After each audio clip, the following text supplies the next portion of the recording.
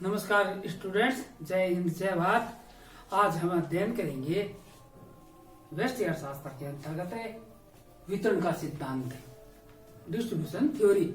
और distribution theory में सीमांत उत्पादकता सिद्धांत, marginal productivity theory of distribution, यानी ये भाग एक है।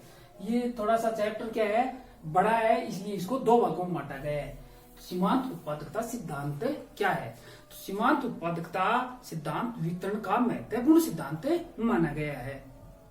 यह सिद्धांत उत्पादन के साधनों कौन कौन से थे? भूमि, पूंजी, इस तरह में संगठन, ये के पुरस्कार यानी इनके पुरस्कार अथवा कीमत निर्धारण की सामान्य व्याख्या प्रस्तुत करता है। इसके अनुसार उत्पत्ति के प्रत्येक साधन की कीमत साधन की सीमांत उत्पादकता पर निर्भर करती है, मार्जिनल प्रोडक्टिविटी पर निर्भर करती है। प्रत्येक साधन की कीमत और उसी के द्वारा निर्धारित होती है। यानी अन्य बातों के समान रहने पर साधन की सीमांत उत्पादकता मार्जिनल प्रोडक्टिविटी में वृद्धि द्वारा उसके पुरस्कार में वृद्धि संभव है। यह सिद्धांत दीर्घकालीन व्याख्या करता है। कौन सी व्याख्या करता है? दीर्घकालीन व्याख्या करता है मार्जिनल प्रोडक्टिविटी थ्योरी। सीमांत उत्पादकता में सीमांत उत्पादकता से क्या तात्पर्य है अथवा इसकी धारणाएं क्या है? आर्थिक विश्लेषण में यानी धारणाएं इसकी कौन कौन सी होती है? इस सीमांत उत्पादकता सिद्धांत में हमें 3 धारणाओं का अध्ययन करना होता है। आर्थिक विश्लेषण के क्षेत्र में बहुत चर्चित सीमांत उत्पादकता सिद्धांत में प्रमुख शब्द सीमांत उत्पादकता। इसमें प्रमुख शब्द ये सीमांत उत्पादकता,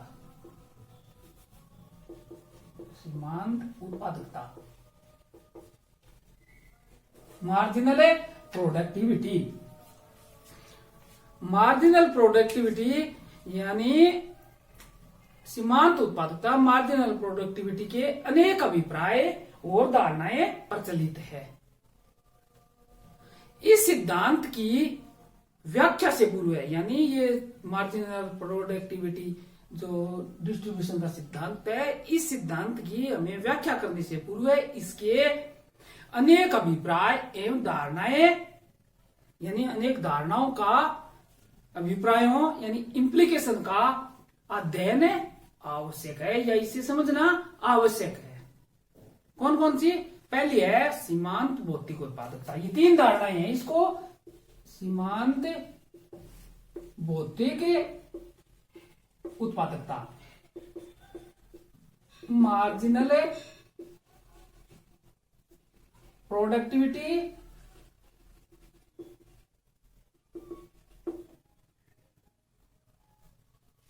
मार्जिनल फिजिकल प्रोडक्टिविटी, इसको कहते हैं एमपीपी। ये समझना आवश्यक है। एमपीपी क्या है कि अन्य साधनों को स्थिर रखकर, इसको समझना है। एमपीपी के अन्य साधनों को स्थिर रखकर, कांस्टेंट रखकर किसी परिवर्तनशील साधन की एक अतिरिक्त इकाई बढ़ाने अथवा घटाने से कुल भौतिक उत्पादन, टोटल फिजिकल प्रोडक्टिविटी, कुल भौतिक उत्पादन यानी टीपीपी, कुल भौतिक टोटल फिजिकली प्रोडक्टिविटी, कुल भौतिक उत्पादन टीपीपी में जो वृद्धि या कमी होती है वह परिवर्तनशील मात्रा ही एमपीपी कहलाती है। जैसे अगर हम समझना चाहें कि 10 श्रमिक मिलकर 10 श्रमिक कितना करते हैं? 1000 इकाइयां उत्पादन करते हैं, 1000 इकाइयों का उत्पादन करते हैं। ठीक है, 10 और 11वां श्रमिक और अगर मिला दें तो 1050 हो जाता है, मान लो उत्पादन। तो एमपीपी क्या हुआ? एमपीपी कैसे निकालेंगे? यानी TR1 माइनस TR0 और क्या है F1, यानी ये इकाई पहली कितनी है और F0 कितनी है। अब देखो TR1 कितना है 1050 और TR0 1000 और F1 11 माइनस 10, ये 10 और 11 ये, और एक साइड में ये ऊपर ये और नीचे ये, यहां दिए गई मात्रा। इनमें देखो 50 में एक का भाग दे देंगे तो 50। एमपीपी कितना हो गया, एक अतिरिक्त इकाई के कारण जो वृद्धि हुई है टीपीपी में, उससे क्या कहते हैं एमपीपी कहा जाता है। ठीक है, ये तो ये अवधारणा समझ में, एमपीपी कैसे निकालते हैं। 10 श्रमिक में 1000 यूनिट्स का उत्पादन करते हैं और 11 श्रमिक में 1050 का हो जाता है, तो एक अतिरिक्त इनमें एक का परिवर्तन हुआ और इसमें कितने परिवर्तन 50 का परिवर्तन हुआ, तो एक के कारण जो परिवर्तन है एमपीपी मार्जिनल प्रोडक्टिविटी कहा जाता है उसे। ये तो एमपीपी। अब दूसरी धारणा है सीमांत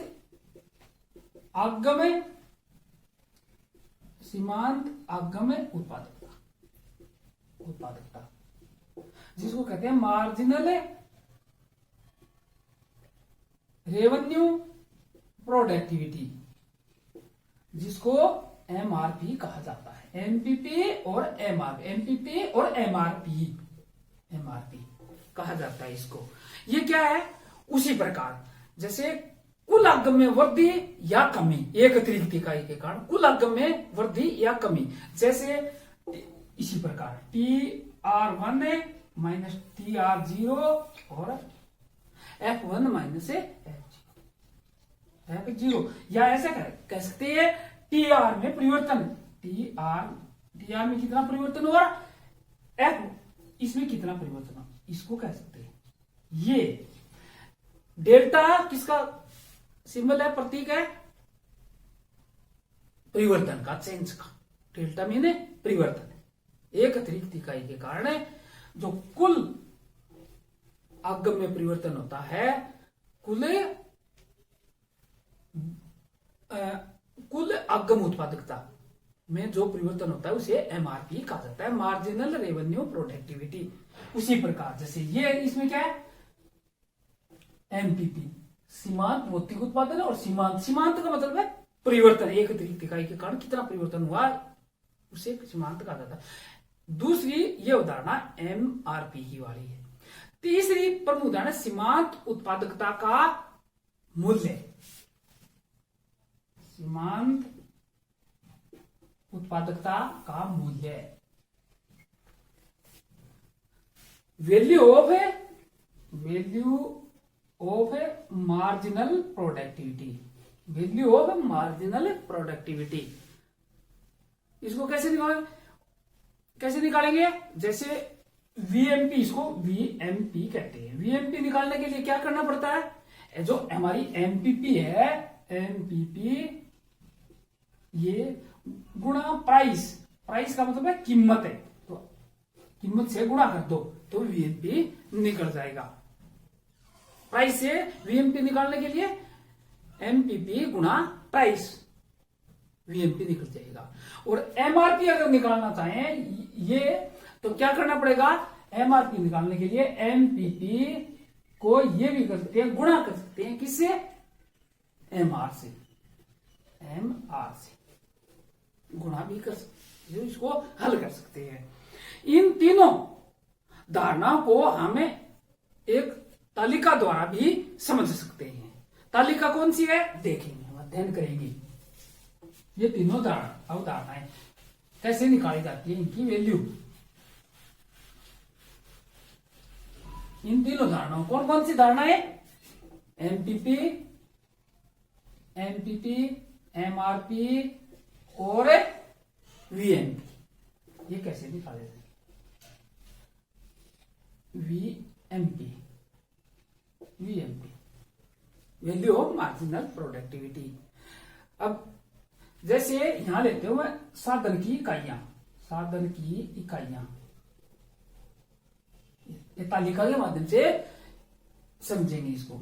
साधन की इकाइयां ले ली, यहां तक ले लो, साधन की इकाइयां एक बार, क्योंकि पूर्ण प्रतियोगिता और अपूर्ण प्रतियोगिता दोनों में कैसे निकाली जाती है इसका अध्ययन करेंगे। साधन की इकाइयां यानी यूनिट्स, यूनिट और TPP total physical productivity, price कीमत, टीआर, टीआर कैसे निकालते हैं, टीपीपी गुणा पी प्राइस, प्राइस ये निकालना है। एमपीपी निकालनी है हमें, एमपीपी मार्जिनल फिजिकल प्रोडक्टिविटी और सीमांत आगम उत्पादकता निकालनी है, एमआरपी सीमांत आगम उत्पादकता, ठीक है। और वीएमपी निकालना है, वीएमपी ये निकालना है, वैल्यू ऑफ मार्जिन ये निकालेंगे। कैसे इसको निकालेंगे वो हमें देखेंगे। पहले पूर्ण प्रतियोगिता, पूर्ण प्रतियोगिता, पूर्ण प्रतियोगिता, पूर्ण प्रतियोगिता में क्या होता है, जैसे यूनिट मान लो लिए 10, 11 और 12 ये यूनिट लिए और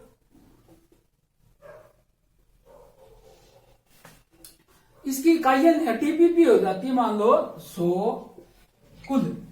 कुल भौतिक उत्पादकता 100, 110 और 130 ये ले लेते हैं। अब देखो प्राइस है, पूर्ण प्रतियोगिता में क्या होती है, कीमतें हमेशा समान रहती है, से कितनी इकाइयां बेची जाए। तो कीमत क्या है 5, मान लो 5 रुपये, 5 रुपये, 5 रुपये ये ले लेते हैं 5 रुपये। अब टीआर निकालना है, टीआर कैसे निकलेगा, टीआर ये टीपीपी यानी ये टीपीपी और पी इनका गुणा कर देंगे तो टीआर निकल जाएगा। 100 को 5 से गुणा करेंगे तो 500, 110 को 5 से गुणा करेंगे तो 550 और 130 को 5 से करेंगे तो 180 ये आ जाते हैं, ठीक है। टीआर निकालना आ गया, किसको, टीपीपी को पी से गुणा करना है और एनपीपी निकालना है। एनपीपी कैसे निकालेंगे, ये टीपीपी में परिवर्तन की दर एनपीपी होती है, टीपीपी में परिवर्तन की दर एनपीपी होती है। इसमें परिवर्तन कितना हुआ है 10 का, 100 से 110 कितने हो गए 10 का, और 110 से 130 से 20 ये हो गया एनपीपी निकल गया अपना। एमआरपी निकालना है, एमआरपी कैसे निकालेंगे, जो पहले वाला टी ये क्या है टी, इसके लिए ये T0 है, TR0 है, इसके लिए ये T1 है, TR1 है, ये TR है, इसके लिए ये TR है। अब देखो यहां से यहां का परिवर्तन है 550 माइनस 500 यानी TR1 माइनस TR0, अब देखो ये TR है और TR इसमें से 550 में से 500 निकालेंगे तो कितने बचे 50 रुपया गया, ठीक है।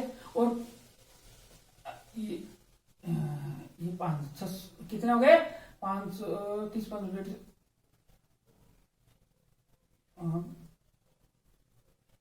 600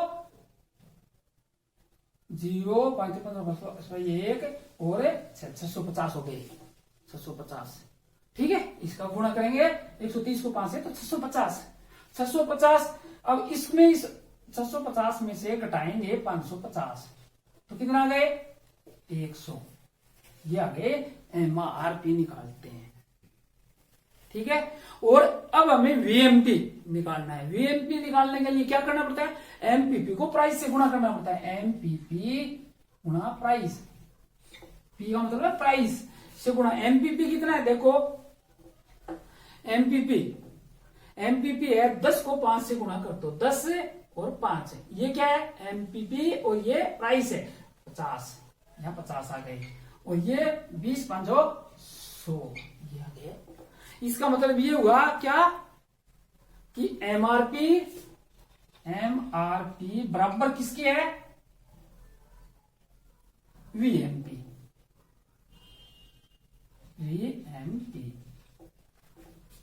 कितना हो गया 50 ये 50 ये 50 ये 100 और ये 100। वीएमपी और एमआरपी क्या दोनों, ये दोनों क्या है बराबर है। पूर्ण प्रतियोगिता में एमआरपी और वीएमपी बराबर होते हैं। कंपटीशन के एग्जाम में कई बार पूछा जाता है या पूछा गया है कि पूर्ण प्रतियोगिता में क्या एमआरपी और वीएमपी बराबर होते हैं या कौन कौन से बराबर होते हैं। तो ये एमआरपी और वीएमपी तो पूर्ण प्रतियोगिता में समान होते हैं। ये ठीक है, दोनों ये समान है। इसी प्रकार अगर अपूर्ण प्रतियोगिता का अध्ययन करें, अपूर्ण प्रतियोगिता मान लो 10, 11 और 12 वही है कीमत है साधन की इकाइयां। और टीपीपी कितना है, टीपीपी उसमें होता है मान लो यही 100, 110 और 130, ये टीपीपी है। प्राइस पूर्ण प्रतियोगिता में क्या करना होता है, पूर्ण प्रतियोगिता में कीमत समान रहती है, इकाइयां कितनी बेची जाए। और अपूर्ण प्रतियोगिता में क्या होता है, अधिक इकाइयां बेचने के लिए कीमत कम करनी पड़ती है। तो मान लो ये 5 है, ये 5 रुपये हो गए, ये 4 रुपये 90 पैसे हो जाती है और ये 4 रुपये 80 पैसे हो जाती है, कीमत कम करनी पड़ती है। ये ठीक है। अब टीआर कैसे निकालेंगे, टीआर निकालने के लिए क्या करना पड़ता है, टीपीपी को पी से गुणा करना है। ये टीपीपी है और ये पी है, तो इसको पहले इनको गुणा किया था, अब इसका इससे गुणा कर देंगे तो 500 का 500 हो जाएगा। और 490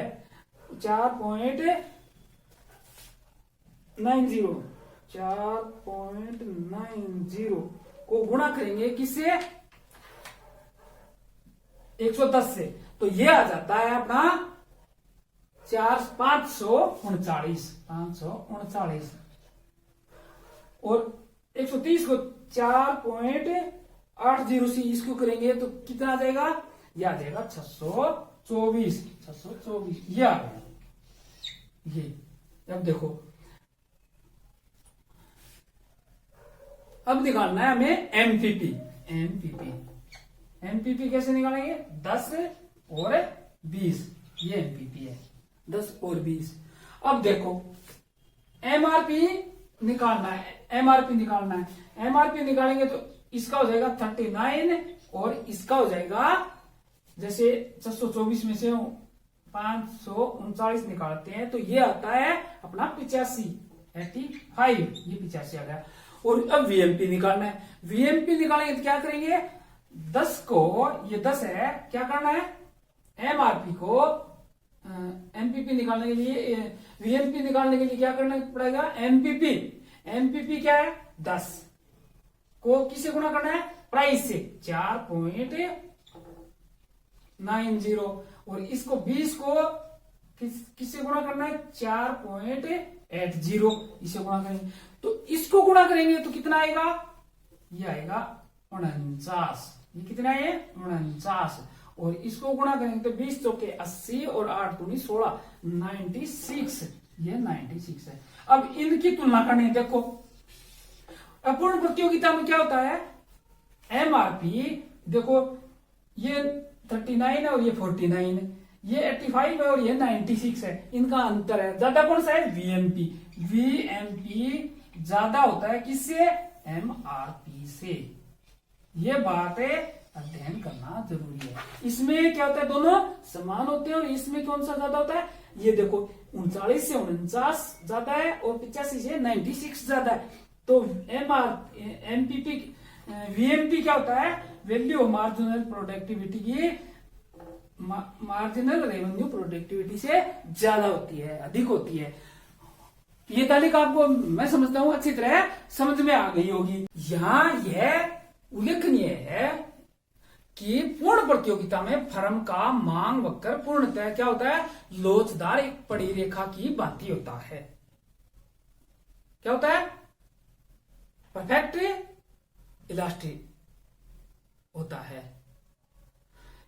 यह उत्पादन की जितनी मात्रा बेचना चाहे यानी फर्म तो प्रचलित बाजार मूल्य पर ही बेच सकती है। अतिरिक्त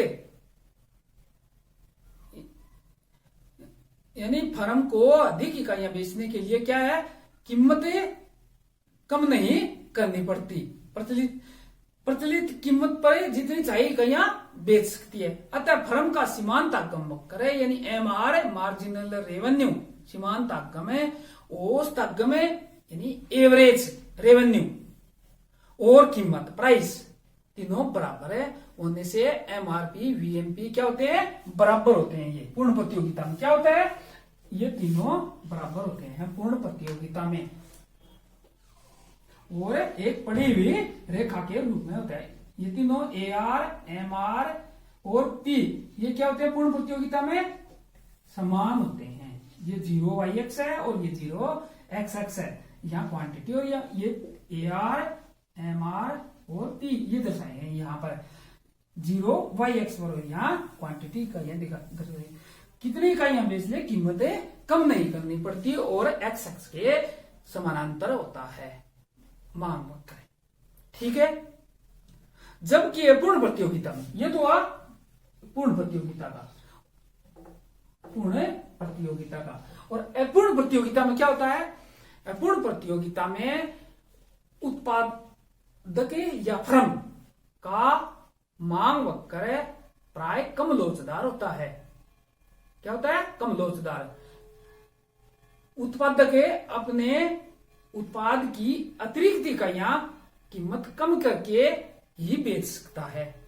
ये देखो, कीमत कम करके ही बेच सकता है और ये कीमतें कम नहीं करनी पड़ती इसमें पूर्ण प्रतियोगिता में, और इसमें अतिरिक्त इकाइयां बेचने के लिए कीमतें कम करनी पड़ती है पूर्ण प्रतियोगिता में। जैसा कि हमने इस तालिका में अध्ययन किया है या पढ़ा है कि कीमत 5 रुपये से घटकर 4 हो जाती, 4.90 तथा 4.80 ये हो जाती है, करना पड़ा। अतः पी यानी प्राइस, ए आर, प्राइस बराबर क्या होता है, ए आर, और ए आर क्या होता है, किससे ज्यादा होता है, यानी एवरेज रेवेन्यू अधिक होता है मार्जिनल रेवेन्यू से। इसका मतलब ये हुआ M R A R greater than M R, ये होता है। परिणाम यह होता है कि फर्म को अपनी सभी इकाइयों को घटे मूल्य पर बेचना पड़ता है। उससे कुल आगम में अंतर यानी एमआरपी तथा सीमांत उत्पादकता के मूल्य में अंतर आ जाता है, अर्थात एमआरपी क्या होता है, कम होता है वीएमपी से। और ये देखो कम लोचदार होता है अपूर्ण प्रतियोगिता में ए आर, ये 0 एक्स एक्स है और 0 वाई एक्स है, ए आर और एम आर ये दोनों वक्र इस प्रकार की स्थिति होती है। अपूर्ण प्रतियोगिता में कम लोचदार होता है अपूर्ण प्रतियोगिता और पूर्ण प्रतियोगिता, ये दोनों कर्व होते हैं। ए आर कर्व जिसको डिमांड कर्व कहा जाता है, मांग वक्र कहा जाता है। तो ये पूर्ण प्रतियोगिता में क्या होता है, एक्स एक्स के समानांतर, और अपूर्ण प्रतियोगिता में कम लोचदार होता है। इसको आपने अच्छी तरह सुना व समझा, इसके लिए आपको धन्यवाद।